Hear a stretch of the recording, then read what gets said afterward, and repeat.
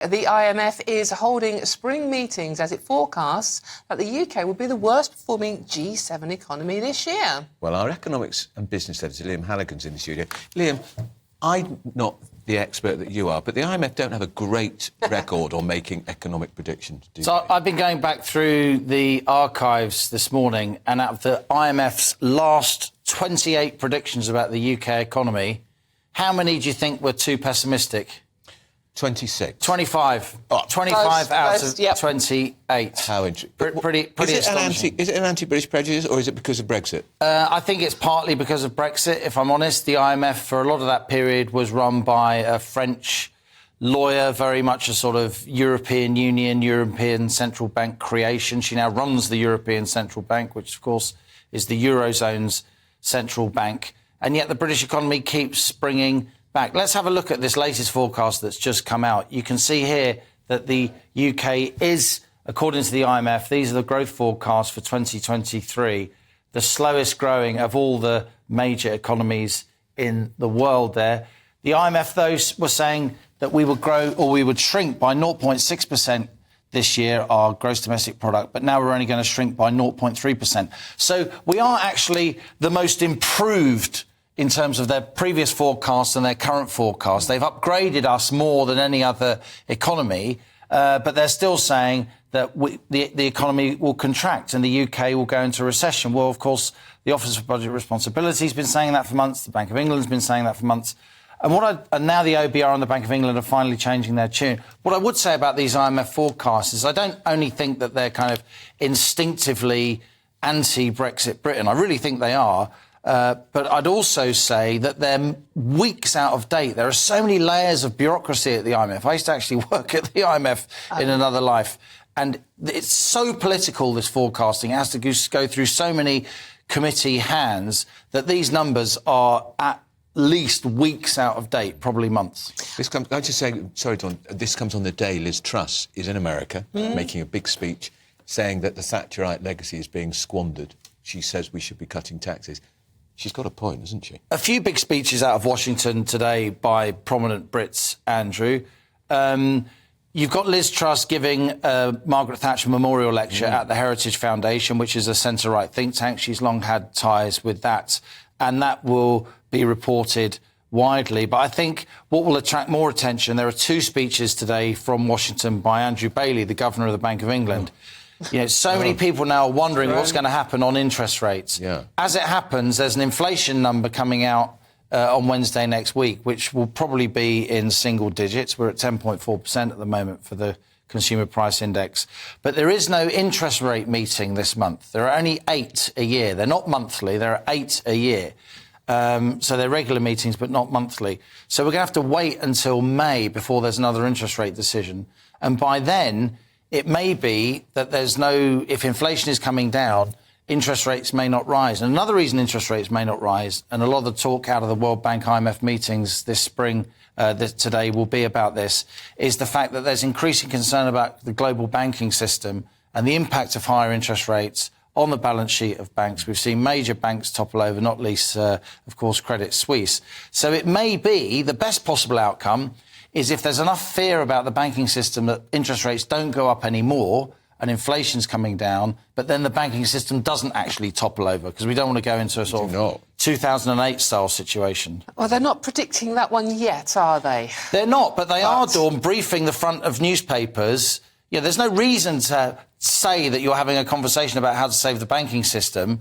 I reckon they're putting that out there so there's an excuse to avoid raising interest rates. Because if central banks don't raise interest rates when inflation's too high, their credibility takes a battering. But they can give a kind of justification for not raising people. They think, oh, my God, we're it's a mind game. Queuing outside Northern Rock to get our money out the bank. It's a self-fulfilling prophecy, isn't it? Going back to your chart, Liam, they have predicted Germany's in trouble as well, so... Yeah, Germany has major... You don't hear much about it in the media here. Germany has had major strikes.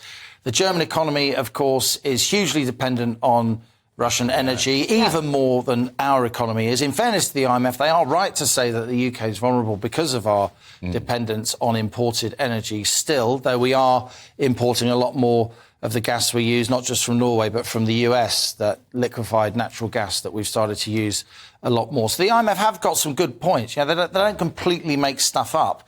It's all about the top spin that's put on these forecasts. So yet again, I think it will be 26 out of 29 IMF forecasts, which will be seen as too pessimistic, in my view. Because reading about them this morning, they seem to, when things are jogging along quite nicely, they're sort of on sort of like... Yeah, but that's easy, isn't it? Yeah, but when there's a major financial problem like the recessions we've had, they miss that. They do. What's Jeremy Hunt doing out there today, the Chancellor? Jeremy Hunt will be glad-handing, representing the UK. These World Bank IMF meetings, there are 2 a year. They're quite a big deal. They're the kind of powwow of finance ministers around the world.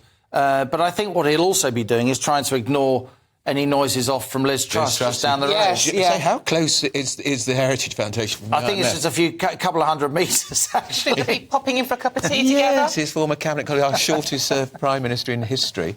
Has she still got the ability, in your view, Liam, to make waves? I think she can... I think what she said before the budget about corporation tax did move the needle. You will know, Andrew, that she's currently setting up a think tank. Yeah. She's recruiting economists for that think tank. She's got funding for that think tank. Look, there's a lot of people in British business and a lot of people out there watching and listening to GB News who just think the burden of taxation is too high. They're right. Because it is at a 70-year high. And whatever you think about Liz Truss and Kwasi Kwarteng, that was the point they were trying to make. They just did it too quickly, didn't they? Well, I think future historians will judge that not only did they try and do too much too soon and they didn't take the room with them, they didn't lay the ground the way, say, Nigel Lawson laid the ground before his major tax reductions from 60 to 40%, the top rate of tax. But I also think the Bank of England itself didn't cover itself in glory at all, because it started basically selling bonds back to the market in a sort of reverse quantitative easing the day before the Liz Truss, Kwasi Kwarteng mini-budget. That wasn't the right day to do that. And there was almost a kind of... saboteur, some people thought. Well, that's a strong word, but I don't think it's a coincidence that the central bank were really pleased to see Liz Truss go and greeted plain vanilla Treasury man Jeremy Hunt with open arms. They didn't like Truss and Kwarteng because they wanted to shake things up. But Truss and Kwarteng played into the hands of the blob, if you like, by not laying the ground. Liam, can you just, one final thing, just reassure people out there, because, you know, they're not accurate, the IMF forecasts. The media get very excited about it and do the scaremongering things. People listening now going, oh, my God, it's going to be terrible. But as let me say this, Dawn. You know, forecasts aren't destiny. No one can predict... they say economic forecasting is difficult, particularly when it's about the future. No one knows where the economy is going. I mean, most economic forecasting, take this from a former professional economic forecaster, is a bit of... and an awful lot of mathematical hocus-pocus. What I would say is there are people out there who are better at economic forecasting than others, and there are institutions who I would say have a kind of institutional bias, particularly against the UK at the moment. And I would say that the IMF is one of them. Absolutely. I was recently up in Walsall. I'm bringing a film out later in this week on GB News. An absolutely fabulous company up in Walsall employing 230 people, a manufacturer, and they are powering through. We have some great entrepreneurs in this country. We have a lot of resilience. We still attract a huge amount of inward investment. The cost of living squeeze is still with us, but we will prevail.